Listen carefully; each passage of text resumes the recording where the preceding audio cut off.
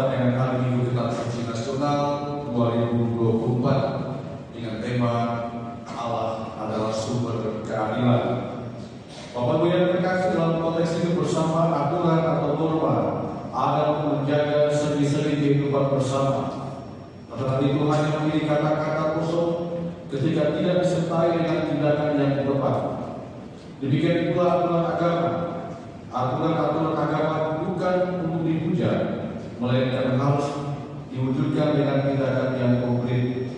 Aturan dan tindakan konkret adalah dua hal yang harus berjalan bersama, yang satu mendasari yang lain.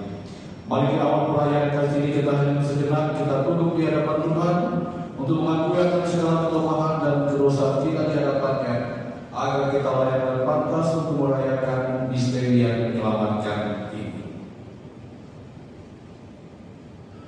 Saya mengaku kepada Allah yang Maha Kuasa dan kepada saudara sekalian bahwa saya telah berdosa dengan pikiran dan perkataan, dengan perbuatan dan kelalaian. Saya berdosa, saya sungguh berdosa. Oleh sebab itu saya mohon kepada Sang Maha Mulia, kepada para malaikat dan Roh Kudus, dan kepada saudara sekalian supaya mendoakan saya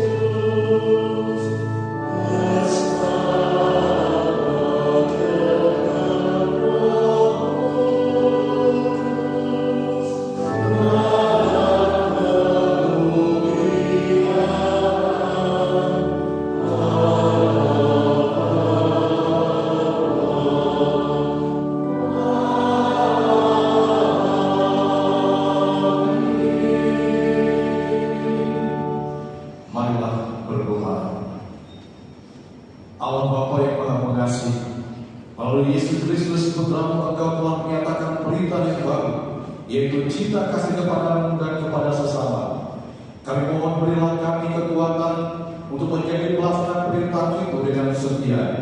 Sebab Dialah yang hidup dan berkuasa bersama Dikau dalam persatuan Roh Kudus Allah sepanjang segala masa.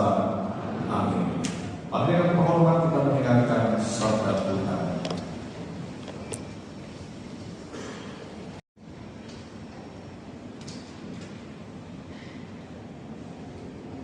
Bacaan dari Kitab Ulangan. Di padang gurun seberang sungai Yordan, Musa berkata kepada bangsanya, "Hai orang Israel, dengarlah ketetapan dan peraturan yang kuajarkan kepadamu untuk dilakukan supaya kamu hidup dan memasuki serta menduduki negeri yang diberikan kepadamu oleh Tuhan Allah nenek moyangmu. Janganlah kamu menambahi apa yang diperintahkan kepadamu, dan janganlah kamu menguranginya. Dengan demikian, kamu berpegang pada perintah Tuhan Allahmu yang kusampaikan kepadamu. Lakukanlah itu dengan setia, sebab itulah yang akan menjadi kebijaksanaan dan akal budimu di mata bangsa-bangsa. Begitu mendengar segala ketetapan ini, mereka akan berkata, memang bangsa yang besar ini adalah umat yang bijaksana dan berakal budi. Sebab bangsa besar manakah yang mempunyai Allah yang demikian dekat kepadanya, seperti Tuhan Allah kita, setiap kali kita berseru kepadanya. Dan bangsa besar manakah yang mempunyai ketetapan dan peraturan demikian adil, seperti seluruh hukum yang kubentangkan kepadamu pada hari ini. Demikianlah sabda Tuhan.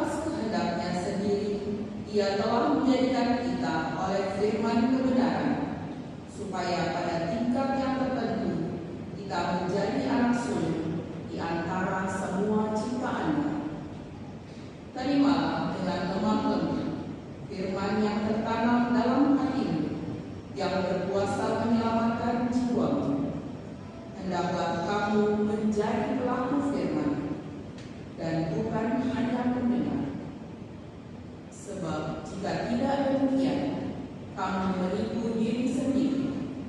Ibadah sejati dan tak bercela di hadapan Allah Bapa kita ialah mengunjungi yatim piatu dan janda-janda dalam kesusahan mereka dan menjaga supaya dirinya sendiri tidak dicemari oleh dunia.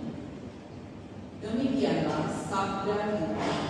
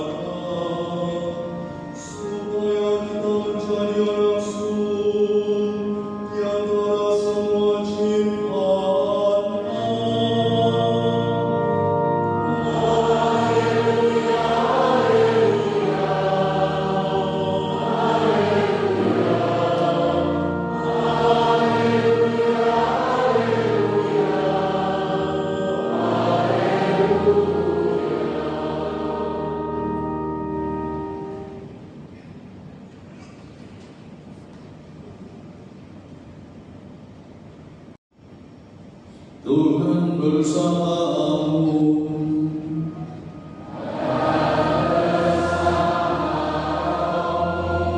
Inilah Injil suci menurut Matius.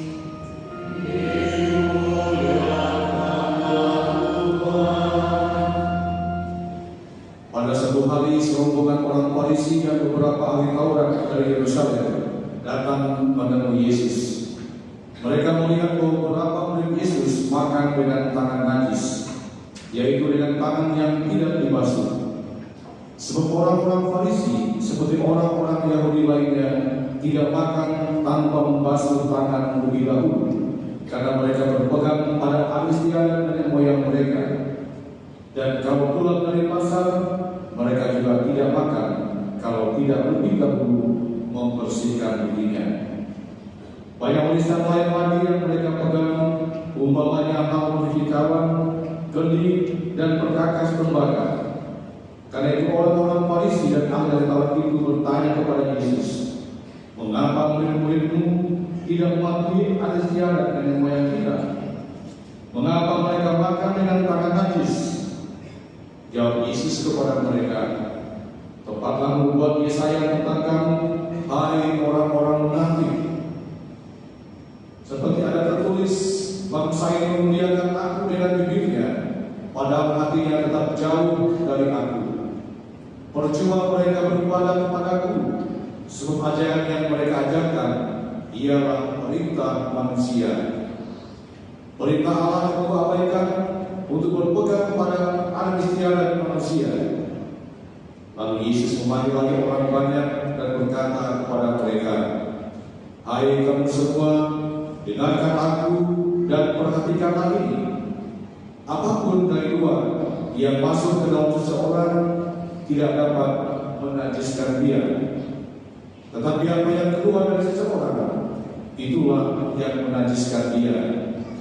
Sebab dari dalam hati orang timbul segala pikiran jahat, percabulan, pencurian, pembunuhan, persinahan, keserakahan, kejahatan, kelicikan, perbuatan tidak senonoh, iri hati, hujat, kesombongan, kebebalan.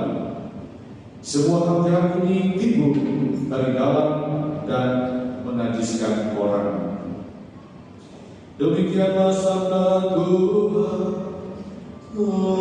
Terpujilah Kristus.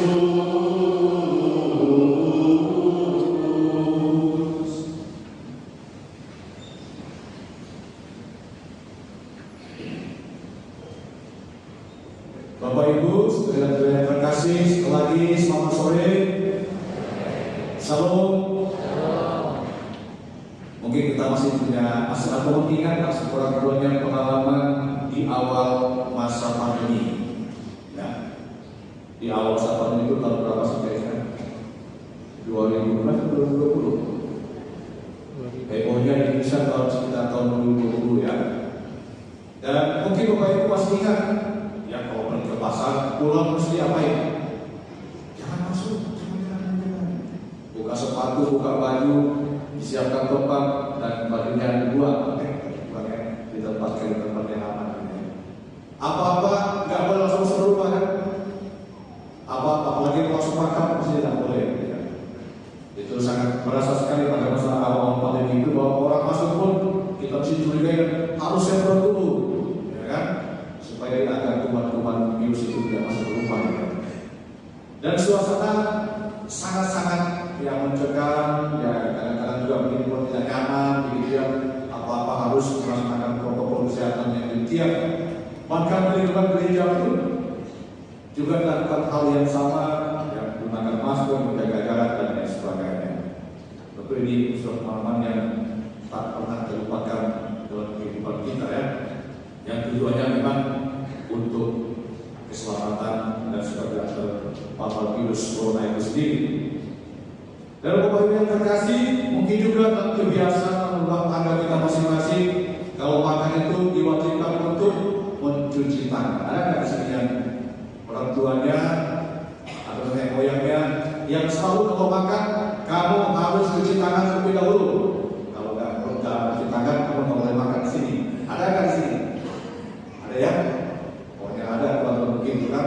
Apalagi zaman dulu sebelum adanya sendok ya. Bukan dari Eropa, dari Indonesia. Zaman dulu kita itu makan di lantai, ketika begitu lalu kita makan dengan tangan. Sekali enak, maka diwajibkan untuk mencuci tangan. Bapak Ibu yang terkasih, hari ini kita mendengarkan bacaan Injil berbicara tentang hal mencuci tangan.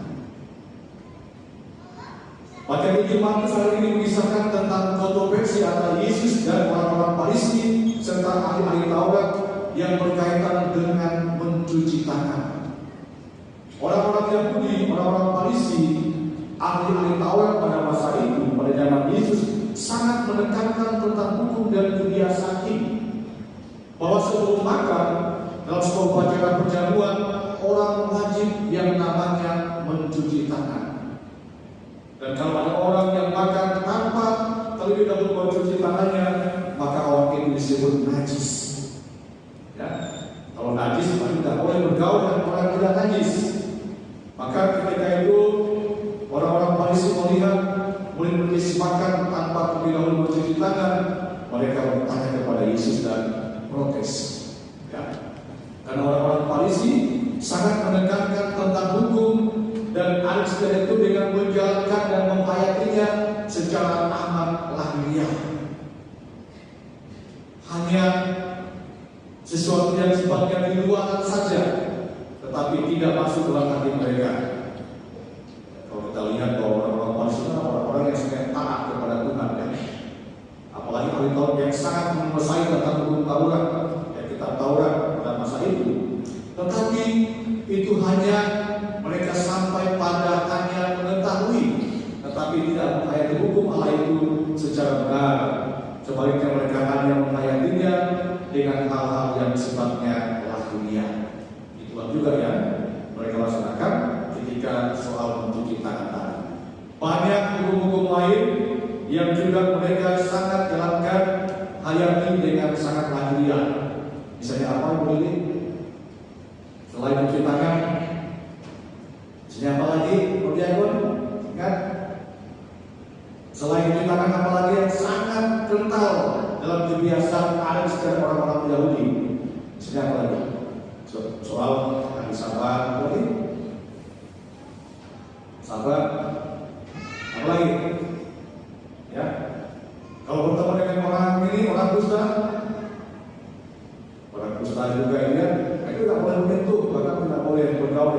orang dusta. Itu juga kebiasaan, karena dianggap orang dusta itu orang yang berdosa, sehingga tidak boleh bergaul dengan mereka.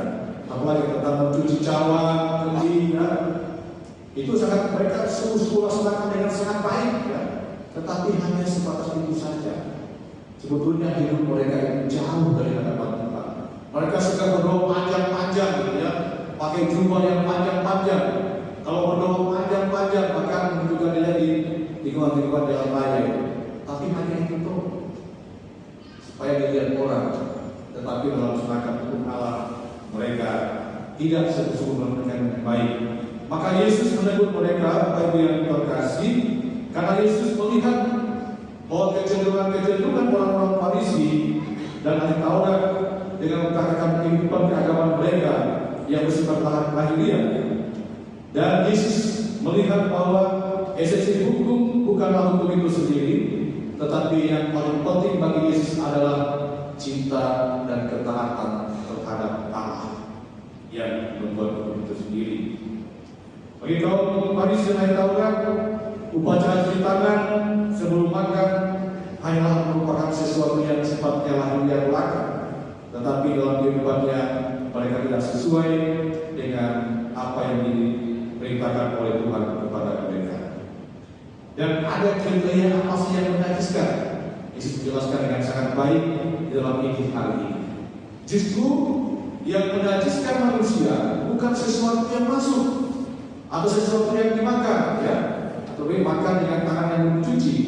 Tetapi justru yang menajiskan hidup manusia bagi Yesus adalah justru perbuatan-perbuatannya yang jahat. Apa tadi? Pikiran-pikiran yang kotor, hati yang dipenuhi dengan keiri-hatian, percabulan, kelicikan, keserakahan. Ya, itu hal-hal yang menajiskan manusia, bukan makanan. Atau kalau orang makan dengan dilupain itu najis, ya, itu najis. Atau orang mabuk minum banyak mabuk, ya kan mudah kan? Ini menajiskan, bukan sesuatu yang masuk dalam dunia. Ya. Maka Yesus mengingatkan kepada para muridnya sekali lagi bahwa Bapak yang terkasih, bahwa yang menajiskan hidup manusia adalah persinahan, keserakahan, kejahatan, dan perbuatan yang tidak senonoh dan hujat, kesombongan dan keluparan. Maka mari kita bertanya pada diri kita, apakah kita sebagai murid-murid Yesus kita sungguh-sungguh telah hidup berdasarkan sabda Tuhan yang selalu mampu menghindarkan diri kita dari pikiran-pikiran dan hati kita yang jahat itu dengan perbuatan-perbuatan kita yang jahat, atau selama ini kita masih, ya, diwarnai, dikuasai oleh hawa nafsu, kesombongan, keluparan, keserakahan, pencurian, dan lain sebagainya. Karena itu hal yang akan menajiskan kita. Maka bacaan kedua hari ini agar kita mampu menghindarkan diri kita dari sikap dan perbuatan-perbuatan yang jahat itu. Maka Yakobus dalam suratnya menekankan kepada kita supaya kita menjadi pelaku-pelaku firman Tuhan. Itulah yang akan membantu kita untuk menghindarkan diri dari pikiran-pikiran dan hati kita yang jahat itu yang bisa membuat kita jatuh pada kenajisan itu sendiri.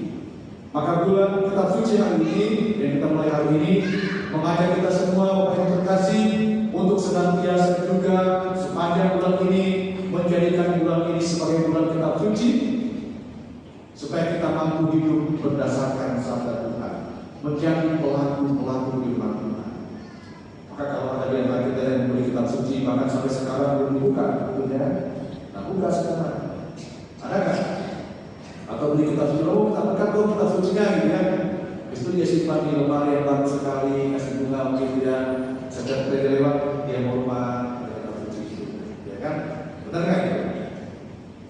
Yang jelas adalah dibaca, dibuka bungkusnya, dibaca, direnungkan, dan dilaksanakan dalam kehidupan kita, supaya kita tidak najis akibat perbuatan kita yang tidak sesuai dengan kehendak Tuhan.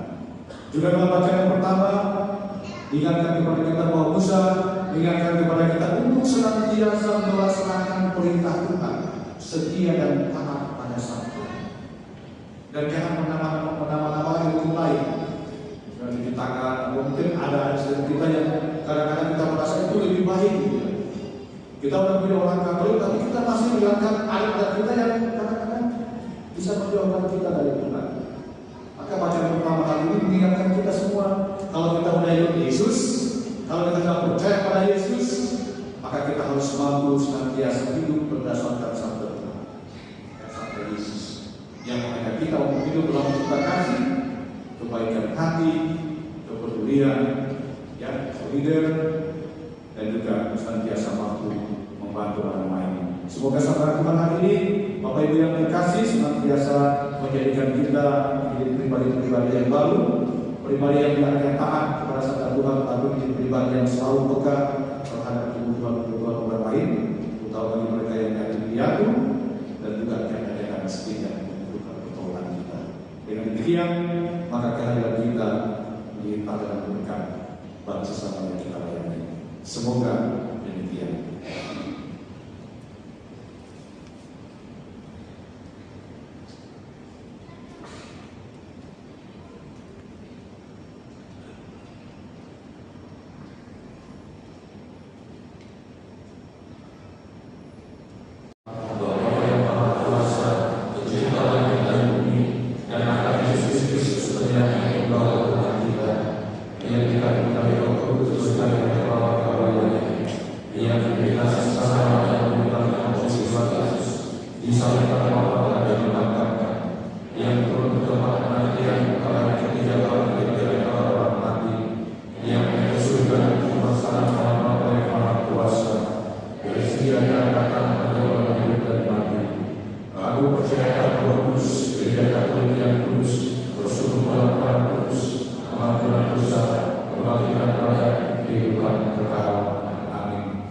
Saudaraku yang terkasih, marilah dengan segenap hati kita memanjatkan doa-doa kepada Allah yang Maha Pengasih dan Maha Penyayang, yang dengan murah hati mendengarkan doa-doa orang beriman.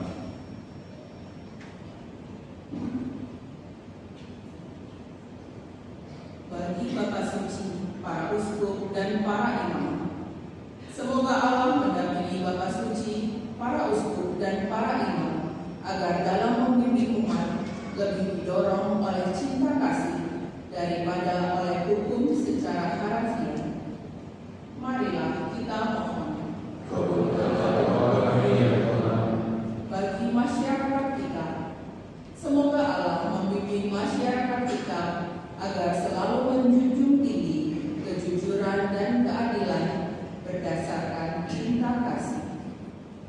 Marilah kita mohon. Bagi mereka yang merasa tersisih di sekitar kita, semoga Allah berkenan tinggal di dalam diri orang-orang yang merasa tersisih di antara kita, sehingga mereka kembali bersemangat untuk bersatu dan berkarya bersama kita dalam mewartakan sabdanya. Marilah kita mohon. Bagi kita semua di sini, semoga Allah membuat kita selalu terbuka terhadap sesama kita, khususnya bagi mereka yang miskin dan tersinggir. Marilah kita mohon.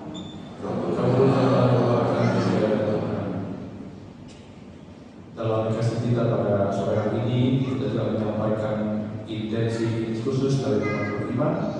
Kita bersama dengan Bapak Ignatius Dendi yang mengucap syukur atas terkabulnya doa melalui doa Rosario. Bersama dengan Saudara Ivan Mikado yang memohonkan rahmat dan berkat Tuhan agar Bapak yang diberikan bisa diberikan rezeki dan kesehatan yang baik. Bersama dengan Bu Herman yang mohon kelancaran dalam pekerjaan. Jadi seorang yang tidak disebutkan namanya yang memohonkan perlindungan untuk salah satu anggota keluarganya agar terlepas dari kuasa gelap dan semoga selalu dilindungi Tuhan dan Bunda Maria. Dan juga kita berdoa memohonkan rahmat kesembuhan untuk memilih Yami dan semua orang yang sedang sakit. Semoga Tuhan menurunkan mujizatnya dengan kesembuhan yang boleh diberikan Tuhan kepada mereka. Marilah kita mohon. Bersama dengan Bapak S. Mulyanto yang memohonkan rahmat kedamaian, keselamatan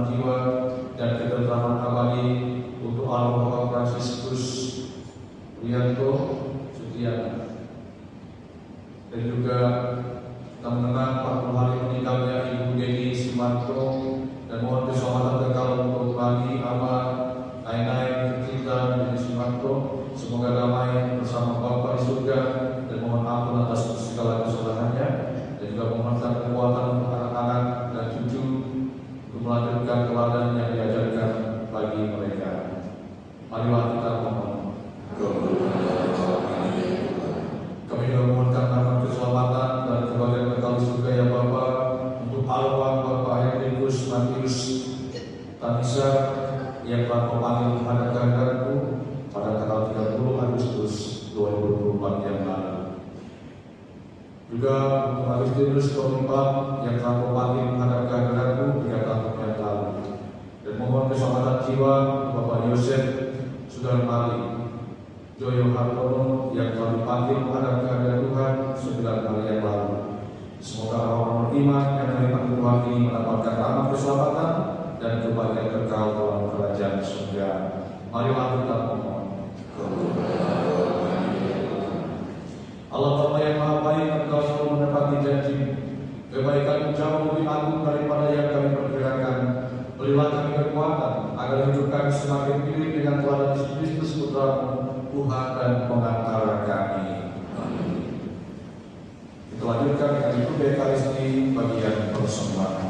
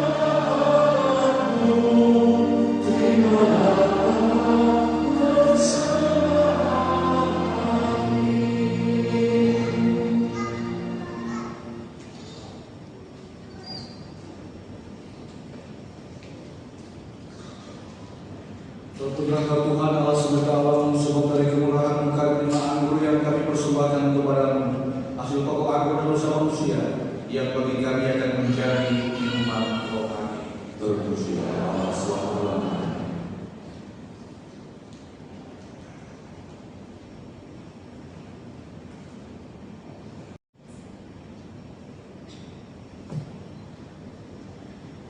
Doa-doaku yang terkasih supaya persembahanku dan persembahanmu berkenan pada Allah Bapa yang Maha Kuasa. Semoga semuanya diterima oleh Tuhan dan keselamatan kita serta seluruh alam yang kudus.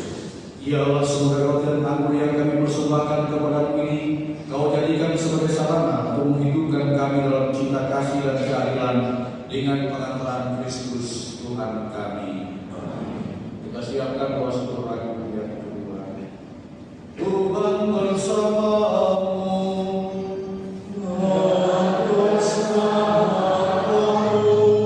Mari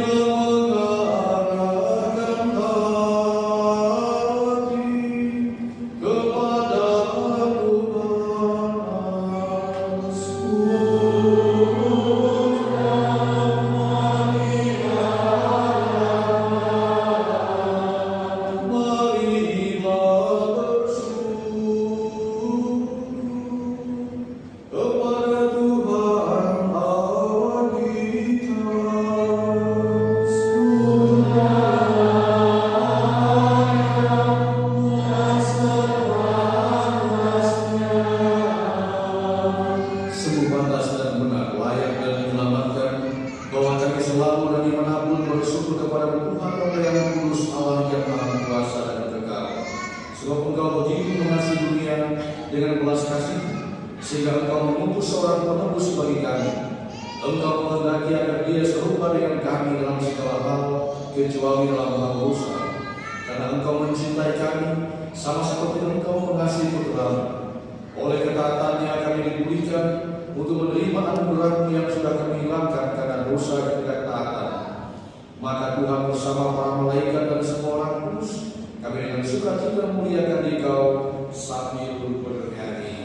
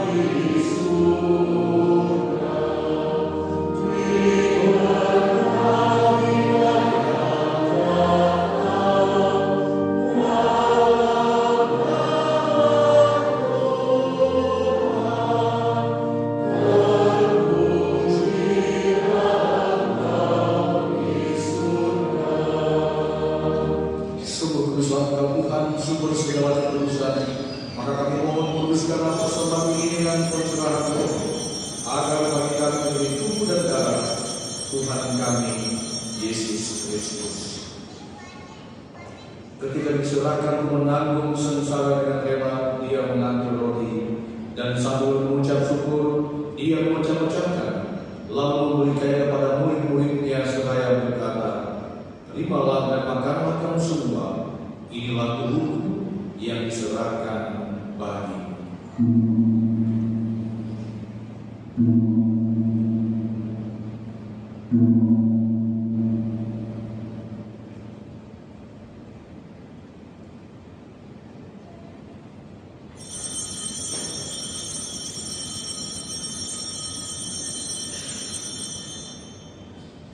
Demikian pula sesudah perjamuan dia mengambil piala.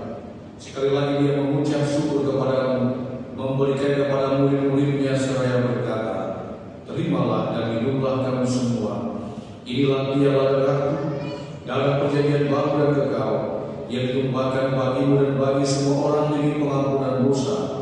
Lakukanlah ini sebagai kenangan akan daku."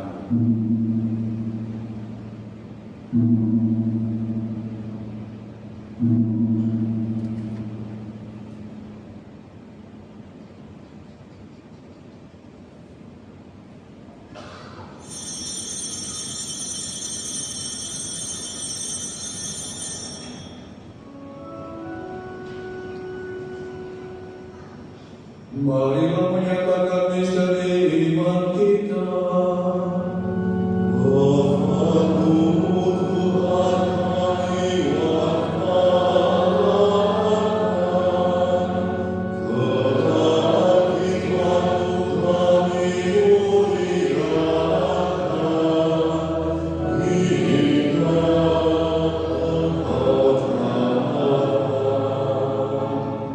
Sambil mengenangkan wafat dan kebangkitan Kristus, kami mempersembahkan kepada Bapa roti kehidupan dan piala keselamatan. Kami bersyukur sebab kami Engkau anggap layak menghadap Engkau dan berbakti kepada-Mu. Dan kami mohon semoga kami yang menerima tubuh dan darah Kristus dihibur menjadi satu umat oleh Roh Kudus. Ingatlah Tuhan akan gereja-Mu yang tersebar di seluruh bumi, agar Engkau menyempurnakannya dalam cinta kasih, dalam persatuan dengan Paus kami Fransiskus dan Uskup kami Ignatius Kardinal Suharyo serta semua rohaniwan. Ingatlah juga akan saudara-saudari kami yang telah meninggal dengan harapan akan bangkit, dan akan semua orang yang telah berpulang dalam keraiman, dan terimalah mereka dalam cahaya wajah-Mu. Kami mohon kasihilah kami semua agar kami Engkau terima dalam kebahagiaan abadi bersama Santa Perawan Maria Bunda Allah, Santo Yosef mempelainya, para rasul dan semua orang kudus sepanjang masa yang hidupnya berkenan padamu. Semoga kami pun Engkau perkenankan turut serta memuji dan memuliakan Engkau dengan pengantaraan Yesus Kristus Putra-Mu. dengan pengantaran Dia bersama Dia dan dalam Dia, bagi Allah Bapa yang Maha Kuasa, dalam persekutuan dengan Roh Kudus segala hormat dan kemuliaan sepanjang segala masa. Amin.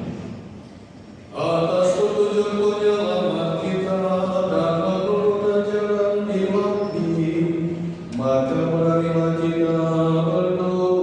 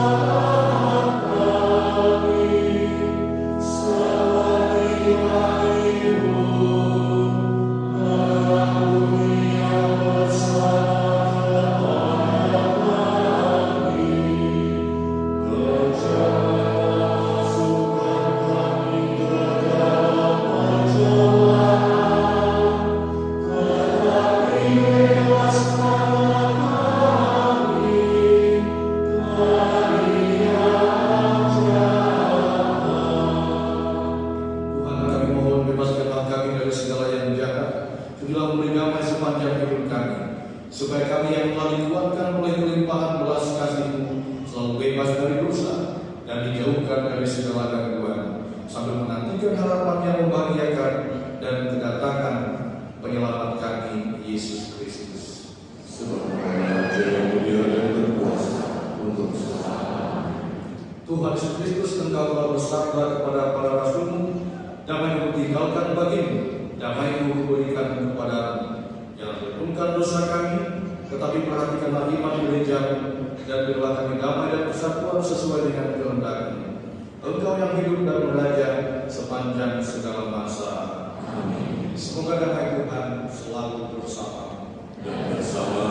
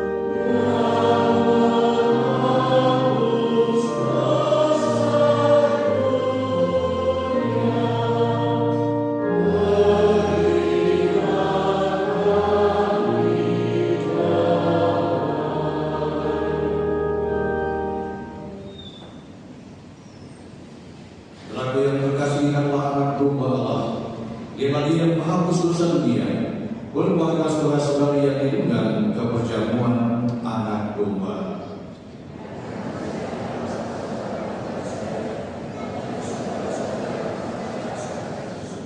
Tubuh Kristus.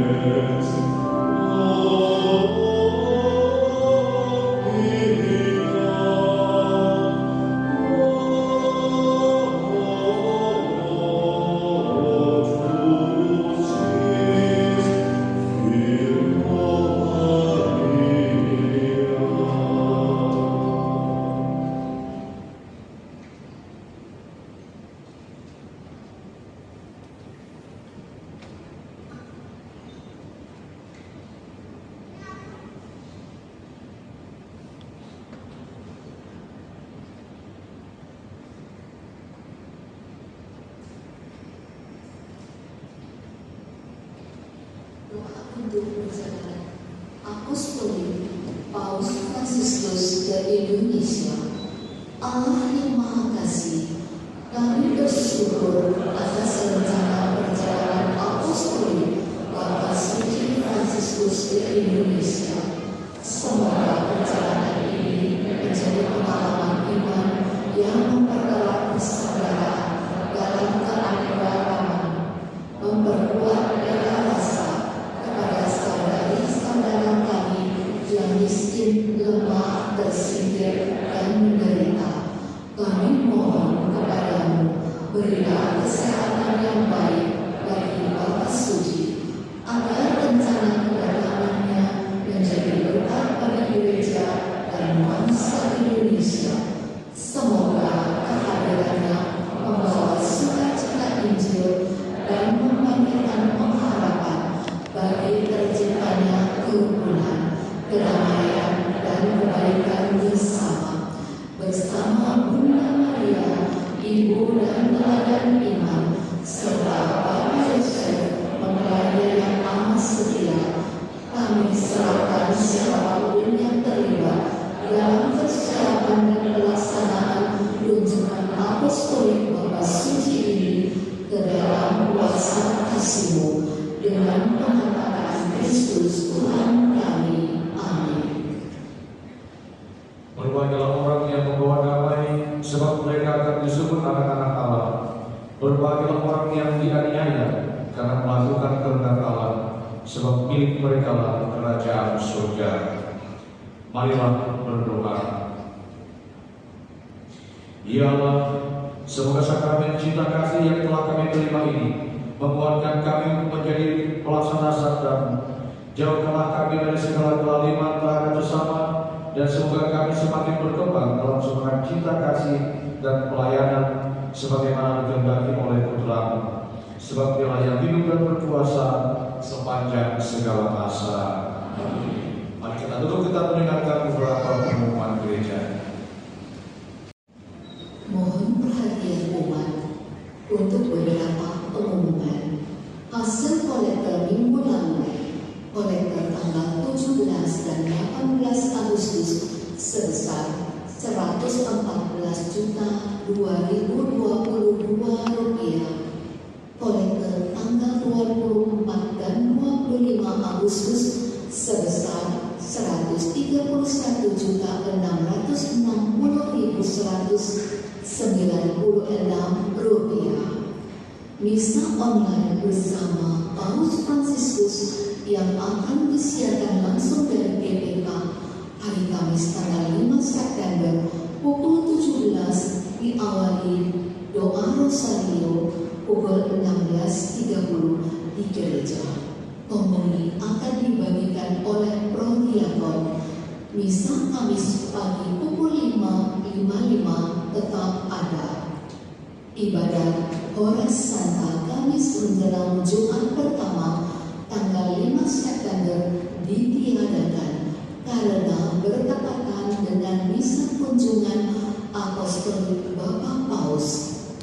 Misa Jumat pertama tanggal 6 September pukul 5.55, 12 dan 19 di gereja. Pelatihan wajib bagi anggota putra-putri Altar akan diadakan pada tanggal 1 dan 8 September pukul 12 sampai pukul 14 di gereja. Bagi anggota yang tidak dapat hadir, wajib menginformasikan kepada kakak pengurus PPA di sakristi gereja. Discovery akan diadakan pada tanggal 8 September. Link pendaftaran dapat dilihat pada slide media sosial paroki atau dapat menghubungi sekretariat paroki. Bina Iman Ana akan mengadakan bakti sosial berupa edukasi solidaritas ke panti asuhan Yayasan Bakti Mandiri Cibubur. Kami mengajak umat untuk ikut berdonasi berupa uang dan barang. Donasi barang dapat dititipkan di pos satpam GKP 2 Donasi dibuka sampai tanggal 15 September. Informasi dapat dilihat pada slide dan media sosial paroki lainnya. Baptis anak 0 sampai 7 tahun akan diadakan pada hari Minggu tanggal 22 September pukul 13 di gereja. Rekoleksi orang tua dan wali baptis hari Sabtu tanggal 21 September pukul 10. Informasi dan pendaftaran dapat dilihat pada slide media sosial paroki atau dapat menghubungi sekretariat paroki. Kelas katekumen anak dan remaja usia 8-17 tahun akan dimulai tanggal 28 September pukul 10 sampai pukul 12 di GKP 1. Link pendaftaran dapat dilihat pada slide media sosial paroki atau dapat menghubungi sekretariat paroki. Pengumuman perkawinan. Umat yang ingin melangsungkan perkawinan di gereja agar dapat mendaftar ke sekretariat paroki paling lambat 4 bulan sebelumnya. Pengumuman pertama kalinya akan saling menerimakan sakramen perkawinan Gertrudis Rizka Novianti dari paroki Cempaka Putih, Gereja Santo Paskalis, dan Reksi Hernando Huta Barat dari lingkungan Angke Jaya 13 Santa Maria Fatima, Maria Natalia Trisatalia dari paroki Cengkareng, Gereja Trinitas, dan Julian Hansel Wijaya dari lingkungan Muara Karang Blok 2 dan Muara Angke Santa Ursula, Katarina dari Ricianti dan Severinus Supiadi, keduanya dari lingkungan Sarusunawa, Santo Stefanus, Cecilia Stefani Bustani dari lingkungan Pui Permai Samudra, Santo Yohanes Germans, dan Ignatius Nicholas dari Elnitiata dari lingkungan Muara Karang, Blok 2 dan Muara Angke Santa Ursula, Shirley Vanessa dari lingkungan Muara Karang, Blok 10, Santa Emilia Devian, dan Felix Hidayat dari paroki Pantai Indah Kapuk, Gereja Regina Celi.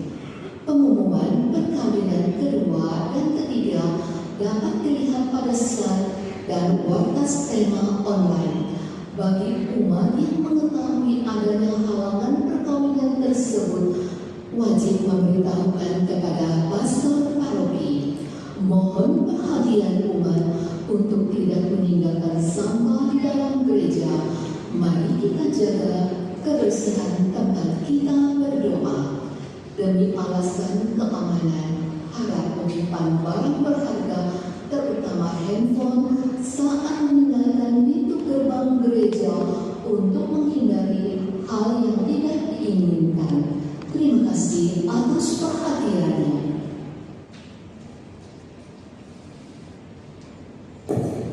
Bapak Ibu yang terkasih, kita telah memasuki bulan Kitab Suci Nasional 2024 dengan tema Allah adalah sumber keadilan.